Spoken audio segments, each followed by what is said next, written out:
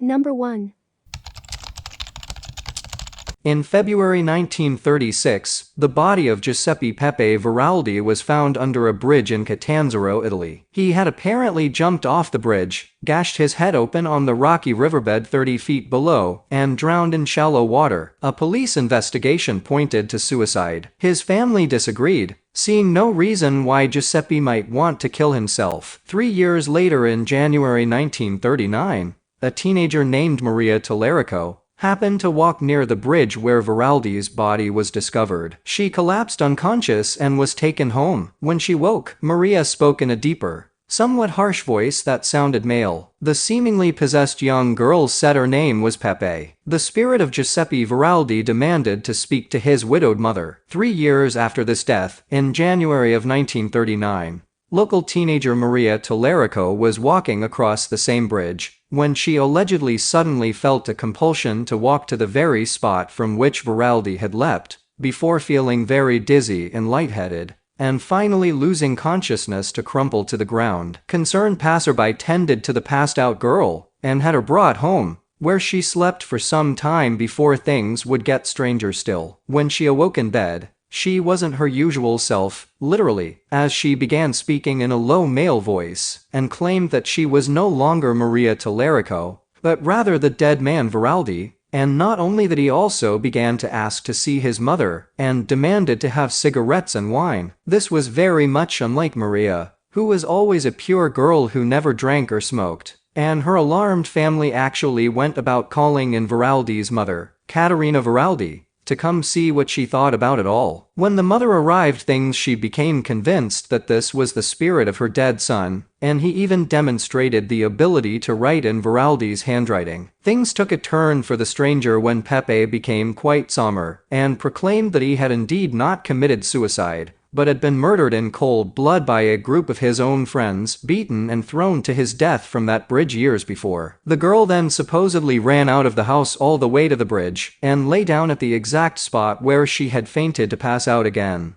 When Caterina implored him to stop tormenting the young girl, when she awoke, she did so as her old self, the spirit of Pepe gone, and with no memory of what had just transpired. Everyone present was left baffled by what had just happened. But there was nothing to prove that Veraldi had been murdered, who these friends could have been, or whether Maria had really been possessed or was just delusional, although the man's mother remained convinced that it had really been her son talking from beyond the grave, and that he had been murdered as he had said. The whole odd affair would be mostly forgotten until 9 years later, when Veraldi's mother one day received a letter in the mail that would propel the case into the truly eerie. The latter was written by a friend of Giuseppe Veraldi's called Luigi Toto Marchite, who had moved to Argentina shortly after Veraldi's mysterious death. What was even more unusual than receiving a letter from her dead son's friend out of the blue was what the letter contained. In it, Marchite claimed that guilt had gotten the better of him and laid out a full confession to killing Veraldi, telling a tale of falling into a jealous rage over a woman and killing him along with the help of 3 others, just as Maria had said in her trance. It turned out that Marchite had recently died, and that the letter had been left among his things, with the expressed instructions to have it mailed to Caterina in the event of his death, as well as requesting that all of his money and belongings be bequeathed to her as reparation for his vicious crime. This mysterious confession was enough to get the case reopened, and police were able to round up and arrest the other culprits. All of the men would then be found guilty of the murder of Giuseppe Veraldi, and it remains a perplexing case of a murder, essentially officially solved by the ghost of the victim. Maria allegedly then went out to live the rest of her days without further incident, the ghost perhaps satisfied and at rest, now that his murder had been solved. How did this young girl who hadn't even known who Veraldi was come out with knowledge of his murder, when it had been long accepted by the general populace as a suicide? How had she known the spot he had jumped from off that bridge? Was this all a lucky guess or a hoax of some sort? Was this some sort of clairvoyant premonition? Or did Veraldi's spirit actually take momentary possession of this girl in order to make the dark secret known to the world, driven by potent vengeance? We may never know the answers to these questions, but we can be reasonably sure that this is a very strange case indeed. Number 2. On the 1881 census, John Lee was a Boy II class on the vessel Implacable at Devonport, originally a French 74-gun warship called Duguay Trouin, with 3 gun decks built in 1800, conquered by Britain at Trafalgar in 1805 and renamed Implacable. In 1949 she was still afloat, complete with decorated rear gallery. Neither Britain nor France wanted the ship. She was old, but not considered old enough for historical interest, so she was sunk in the English Channel. Naval training ship history here. Lee was convicted of theft in 1883 and sentenced to hard labor at prison at Exeter. He was charged on suspicion of murdering elderly spinster Emma Case, his employee, on the 15th November 1884. John Lee was sentenced to hang at Exeter on the 23rd February 1885, where he famously survived 3 execution attempts at the gallows. Thereafter he forever became known as the man they could not hang. After serving a life sentence, he was released from Portland Prison on the 18th December 1907, and on the 22 January 1909 he married Jessie Augusta Bould at Newton Abbot in Devon, England. They had 2 children, John Aubrey Maurice born on the 10th January 1910 and a daughter, who John Lee never saw, who was born on the 10th of August 1911, at Lambeth Workhouse in London. So, John Babbacombe Lee was the man found guilty of almost hacking the head off an elderly spinster, whilst, allegedly, single-handedly setting fire to her home and his place of work, whilst raising the alarm and trying to put the fire out. He was the only accused and faced the full force of the law. With prison life and the dreadful experience at the gallows now a thing of the past, by the early 1900s John Lee was a free man, available to sell his story for a small fortune, and free to fool an unsuspecting public into believing he was really an all-round nice guy and a living miracle. He married a nurse in 1909 and dumped her, pregnant, in the workhouse in 1911. The nurse, Jessie Lee, was left destitute by her ruthless husband. Lee then had an affair with another woman. The 2 of them lied to authorities about her identity, claimed to be Lee's poor real spouse, fled England and headed to America, claiming to be man and wife. In short, Lee fooled a curious public into believing he was a good innocent person, who, by fate and the hand of God, had survived the ultimate ordeal, and was happily married with children, claiming to be settling into a respectable, simple Edwardian family life when in fact he milked his celebrity status for all it was worth, spent every penny and did a runner. John Henry George Lee probably wasn't a murderer. He was an all-round liar, manipulator and a darn right bounder. He used his status in the public eye to threaten the British government, lawyers and individuals in Devon, as well as certain public figures. His claims about his life were bloated, stupidly romanticized out of proportion and heavily edited. Although historically interesting, the book he claimed to write and the overlong silent film about events surrounding the murder is completely ridiculous, full to the brim of everything excluding fact. The real Lee is mundane and unexceptional, a small-time crook with a record before the murder, a liar, a trickster, a bragger who fooled a desperate lonely, broke elderly Emma Case into believing he was special. She was a spinster infatuated with a possibility of infatuation itself, the reality of which was beyond social and practical reach. The life for lonely Emma on the beach at Babbacombe must have been intense, almost penniless and closed, surrounded only by her dead mother's servants and the few neighbors, some lower and others higher in class. Young Lee, a man in his late teens and then his early 20s, must have brought or forbidden light that she could in her way have thought she could manipulate. Her world, although broke, was another class altogether, his lower class, and maybe his sexual brashness was something socially prohibited, and yet for an exciting challenge. Emma's letters to Lee when he is serving his first conviction reveal the desperation of a woman either mothering or in love with the idea of love itself with a man beneath her. After Emma's death, Lee claimed his affection for her and hers for him, but as Lee could be barely believed on any subject, we have her letters to him as some evidence of an affection. Lee played up to this as indeed he played to any scenario where he is the lead character. When Templar almost hacked the head off Emma Case in a fit of pique, John Lee jumped. When the gallows failed him 3 times, he was thrust into a world beyond his wildest dreams. By the time he was due to be released from prison, the public were gagging for him as a cheap hero. The English masses loved his so-called romance with his sweetheart, a nurse working in Devon, The marriage was a dream for Lee's ego. When the appetite for his overblown stories diminished, the truth behind Lee's unpleasantness slowly trickled out. True to form, Lee lied, ran away, and then disappeared back into the ordinary world where he started obscurity. The story was over. Lee was alive but unwanted and unloved by his beloved audience, who had moved on and away from his dodgy persona. On the 28th of February 1911, John Lee allegedly traveled to America with a woman claiming to be his wife. Meanwhile, his real wife, Jessie, pregnant with their second child, had been abandoned in the workhouse. The convicted murderer apparently lived with his partner Adeline in Wisconsin, where they had a daughter, Evelyn, who was born on the 1st of August 1914. She died suddenly on the 12th of October 1933. The man they could not hang, John Henry George Lee, never became a legal citizen of America and finally died aged 80 on the 19th March 1945 in Milwaukee. His partner Adeline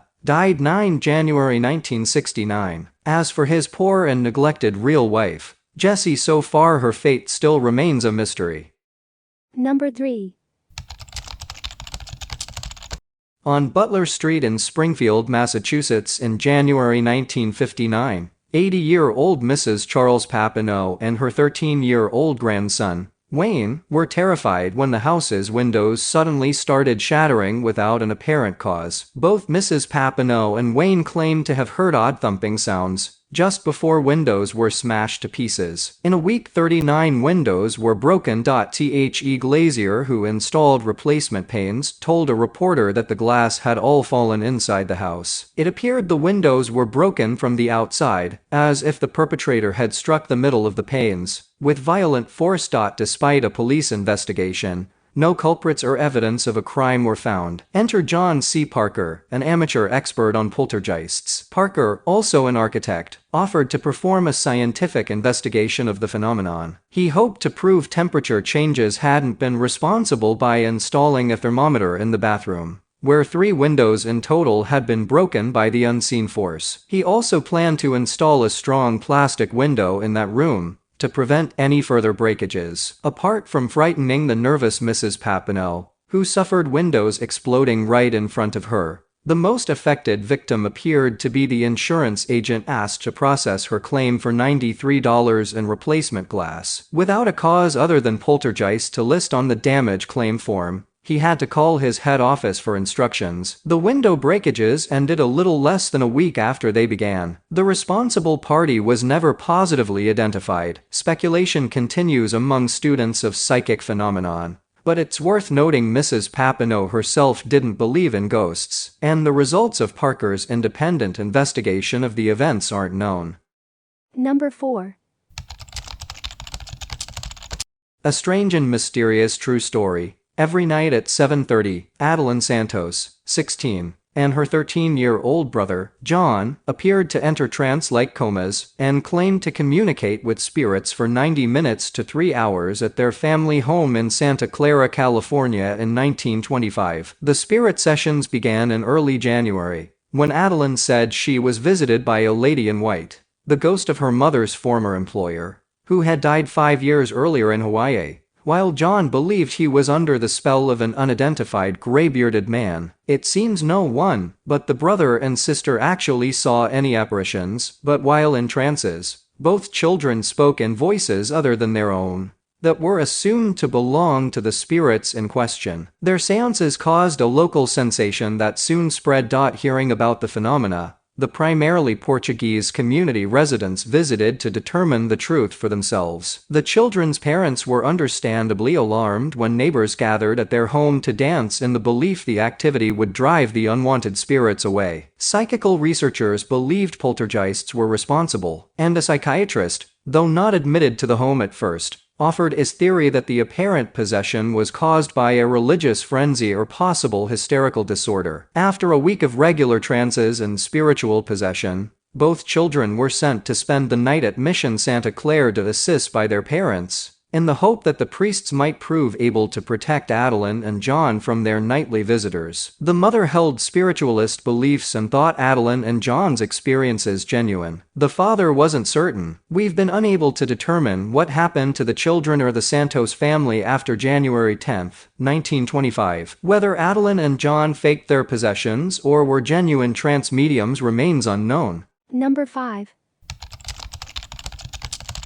In March 1867, passengers and crew including Captain Reeks aboard the Royal Mail steamer Danube were startled to hear strange, baffling noises at sea while the ship was anchored near Greytown, also known as San Juan de Nicaragua, off the coast of Nicaragua in the Caribbean Sea. Similar noises were heard at other times by sailors aboard steamships in the same area. Captain Charles Dennehy of the Shannon was one who spoke about his experience in a letter to Nature magazine. The phenomenon appeared to occur only in iron-hulled vessels, not ships with wooden hulls, and only at night. Though not every night heavy swells were seen to prevent the freakish occurrence. The noise was described as a loud, high-pitched, metallic, monotonous vibration traveling through the ship's metal hull. One witness likened the sound to an Aeolian harp and observed the iron plates resonating. The sound could last for several hours before suddenly ceasing. No one on shore reported hearing anything unusual.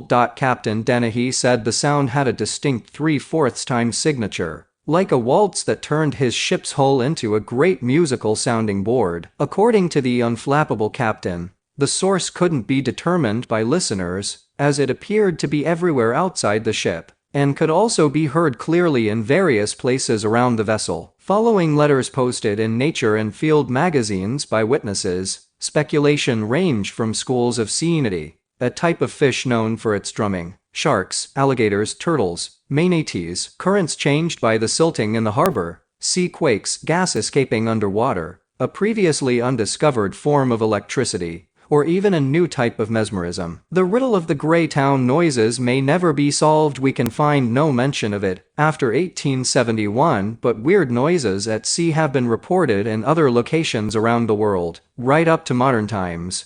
Number 6.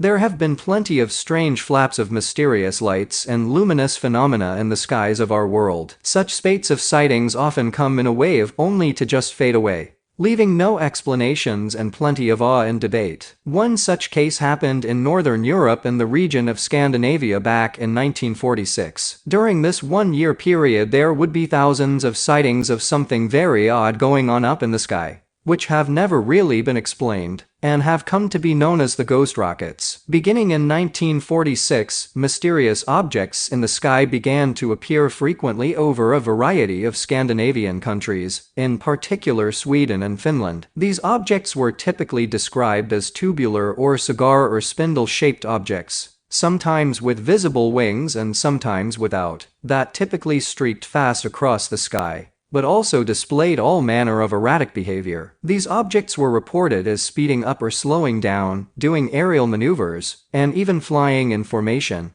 typically leaving no exhaust trail, and almost always described as being completely silent. Although a few reports described a hissing or rumbling sound, they were seen at all hours of the day and night, and were so bright they could even be seen in broad daylight. The first real recorded sighting of what would go on to be called ghost rockets was made in Finland on February 26, 1946, but soon the entire region would experience a surge of sightings of these things in the sky, with around 2,000 sightings reports made between May and December of that year alone, often with radar signatures to back them up. At times, there were even reported crashes of ghost rockets, usually with the rockets coming down into large bodies of water, such as lakes or the sea. There were quite a few such crashes that allegedly happened, and on more than one occasion Swedish authorities moved in to investigate, even sending divers in to look for evidence of any mysterious objects on the bottom. One of the most well-known of these investigations was carried out at Sweden's Lake Kolmjärv, where on July 19,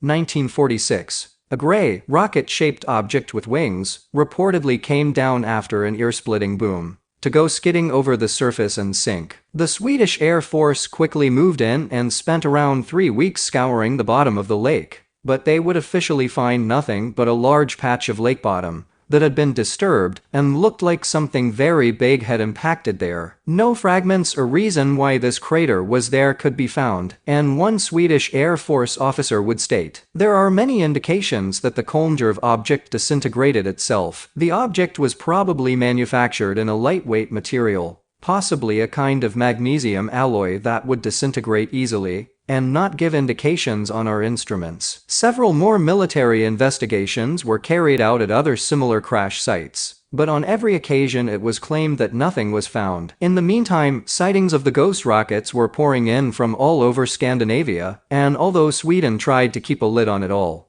there were simply too many reports to keep it all a secret, with headlines around the world covering the strange phenomenon. When pressed for answers as to what was going on, Sweden projected a skeptical stance that anything truly unexplainable was happening, largely writing it off as a mixture of atmospheric phenomena, meteors, aircraft, and overactive imaginations. However, they did concede that not all of the reports of ghost rockets were so easy to dismiss, and in October of 1946, the Swedish defense staff would tell a press conference, "Most observations are vague and must be treated very skeptically. In some cases, however, clear, unambiguous observations have been made that cannot be explained as natural phenomena, Swedish aircraft, or imagination on the part of the observer. Echo, radar, and other equipment registered readings, but gave no clue as to the nature of the objects." Most in the scientific community wrote it off as meteors, as several alleged fragments from the ghost rockets that had been examined turned out to be either pieces of meteorites or just plain old coke or slag, in other words, rocks. However, not everyone was so sure all of the phenomena could be attributed to meteorites, due to the fact that the objects often were seen doing acrobatics, flying horizontally, flying in formation,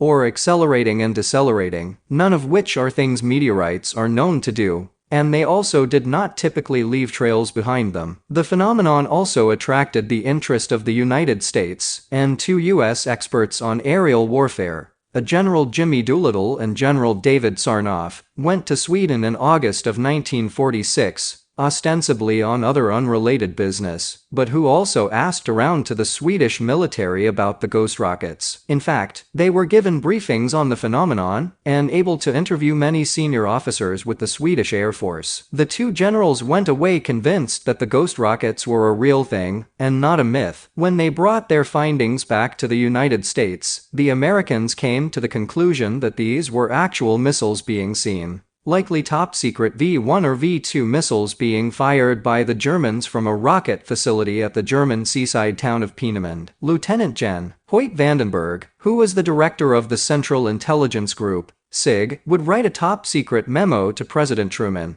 explaining this theory, saying, "The weight of evidence pointed to Peenemünde as origin of the missiles, that a U.S. military attaché in Moscow had been told by a key Swedish air officer that radar course plotting had led to conclusion that Peenemünde was the launch site." SIG speculates that the missiles are extended-range developments of V-1 being aimed for the Gulf of Bothnia for test purposes, and do not overfly Swedish territory specifically for intimidation, self-destruct by small demolition charge or burning. The problem with this is that not only had there been no reported launches of any sort of missile or rocket from Peenemünde at the time, but missiles don't speed up and slow down, or do the extreme aerial acrobatics seen with the ghost rockets, any more than meteorites do. Despite the widespread belief that these ghost rockets must have been meteorites, rockets, or both, the US government seemed to remain open to the idea that they could have been something more outlandish and mysterious. In a top-secret document by USAF, United States Air Force Europe, from 1948 that was declassified in 1997,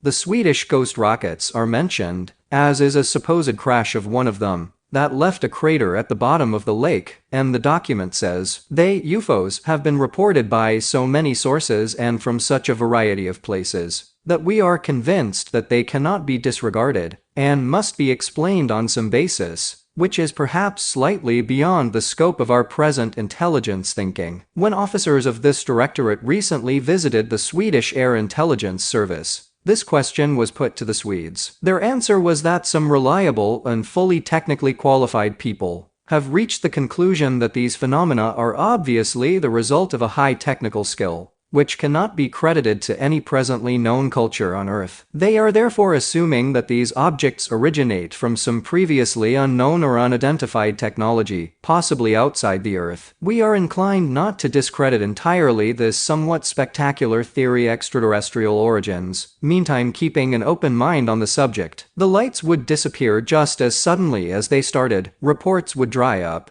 and we would be left to wonder just what was going on here. To this day there has been no clear explanation for what caused the ghost rocket's flap of 1946, despite much discussion and debate. Were these meteorites, rockets, some weird atmospheric phenomena, or all of the above? Or was it perhaps something altogether stranger and more otherworldly? Why did it all congregate in this region in 1946? And what is it that the governments involved might not be telling us? No one really knows, and the Scandinavian ghost rockets remain a curious unsolved mystery. Number 7.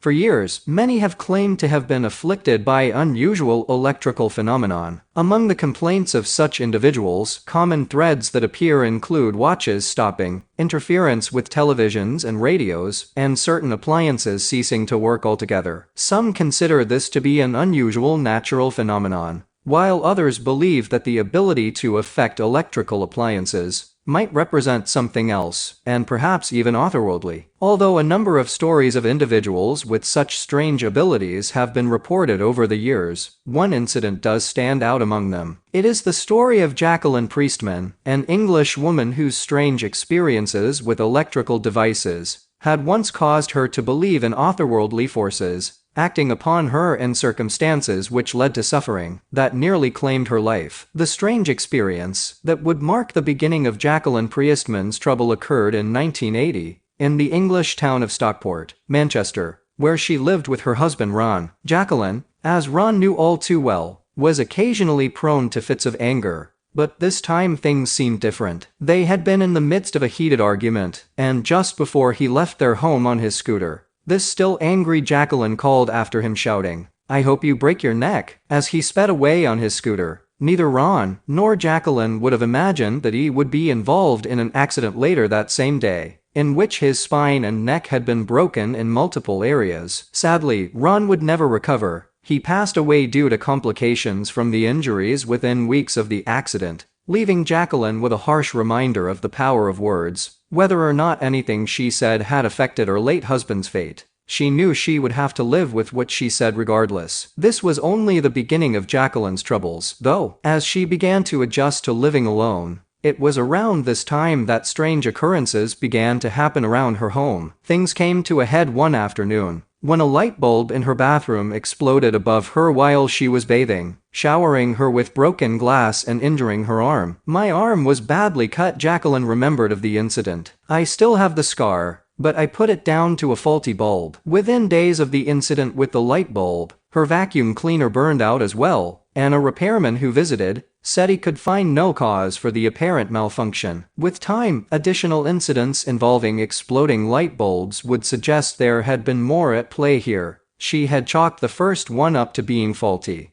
but could all of the bulbs she kept buying have been from the same bad batch? The problems weren't relegated to things happening in her home. Even when Jacqueline went to restaurants or grocery stores, lights would go out in fixtures she came into contact with. Some freezer shops and supermarkets even tried to stop me going in case I blasted their machinery, Jacqueline told the New Straits Times in 1985. Throughout the maddening ordeal, Jacqueline couldn't shake the sense that this strange activity or curse, depending on how one chose to see it, had been connected with Ron's death. "When I think about it now, that was the trigger that changed my life," Jacqueline remembered. "I suppose my own guilt prevented me from crying, but the internal strain was tremendous." Ron even joked as he lay in his hospital bed that if he died, he would come back and haunt me. With time, Jacqueline actually began to consider that she was being haunted by the ghost of her dead husband. His spirit, she reckoned, might be tormenting her by interfering with electrical appliances around her,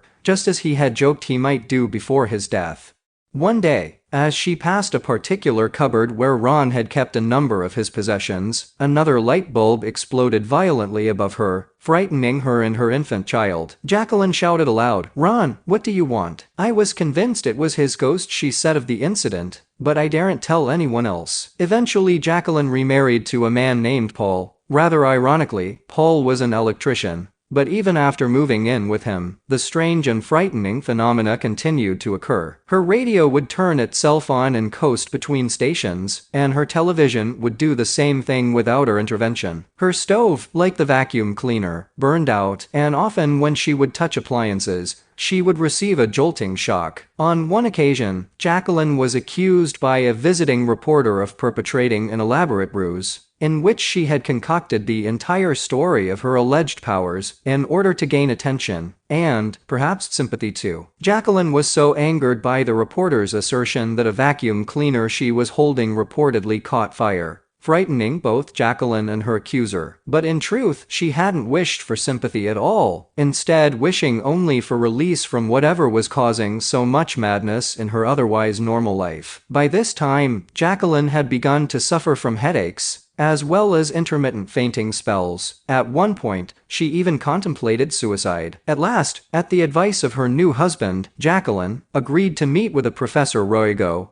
who provided data about broken electric rings from one of the cookers Jacqueline had accidentally destroyed with her touch. Go contacted Paul and reported that the contacts had been high-voltage welded. They weren't fused, her husband said of the information the professor provided. That's when we began to suspect that Jackie was somehow the cause of all these electric disturbances. She was blowing the ring circuits without realizing it. With time, Paul developed what he believed may be a solution to the problem. He believed Jacqueline was a likely candidate for a natural, but unusually high buildup of static electricity within her body, possibly due to an alkali-acid imbalance within her body that helped her to adapt to artificially retaining static charges. He developed a number of methods for treating Jacqueline's condition, ranging from the consumption of more fruits and vegetables to having Jacqueline carry onions in each hand while walking around the house, which helped dissipate the excess electricity. She was discharging her surplus static into the onions, Paul told the New Straits Times in an interview,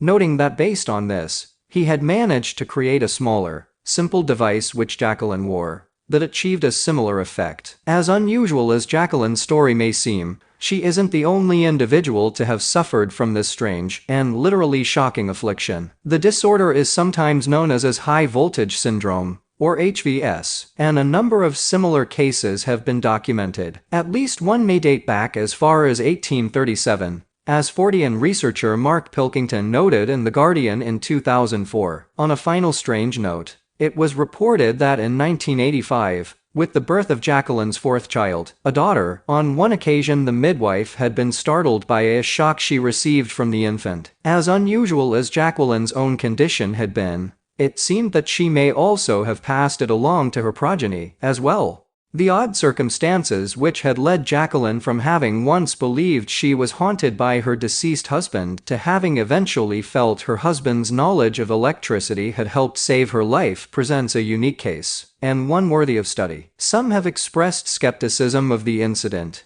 One Wikipedia editor, for instance, had recently argued over whether an entry for Jacqueline Priestman should be kept at all, based on what he perceived as doubt over whether it can be proven she existed, despite numerous photographs and interviews appearing in publications like the aforementioned New Straits Times article from 1985. In the annals of folklore surrounding claims of the unusual, which range from ghosts and hauntings to alleged UFO contact, many have similarly discussed the presence of strange electrical phenomenon. This begs the question, might further study of cases like Jacqueline's lead us to a better understanding of natural conditions, which, as Jacqueline herself had once believed, might otherwise be interpreted as the onset of some inexplicable paranormal phenomena?